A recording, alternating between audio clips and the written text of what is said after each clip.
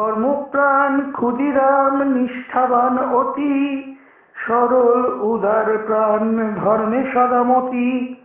তুলিত পূজার ফুল যখন প্রভাতে, দেখিত শীতলা দেবী ফেরে তার সাথে।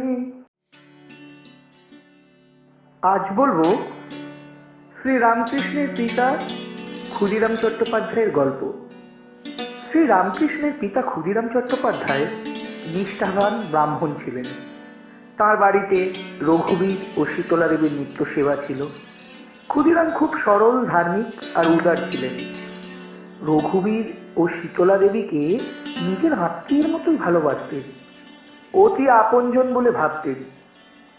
শীতলা দেবীকে দেখতেও পেতেন তিনি। সকালবেলা যখন পুজোর ফুল তুলতে যেতেন, দেখতেন ছোট একটি বালিকার বেশে শীতলা দেবী তার সঙ্গে সঙ্গে ঘুরছেন।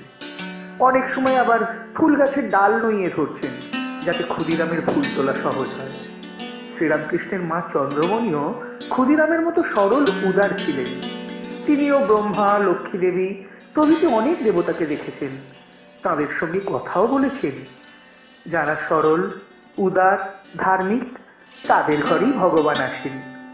শ্রীরামকৃষ্ণ বলেছেন, নন্দ ঘোষ কত সরল ছিলেন, দশরথ কত সরল ছিলেন, তাই ভগবান তাদের ছেলে হয়ে এসেছিলেন। ভগবানকে দেখা যায়, তার সঙ্গে কথা বলা যায়।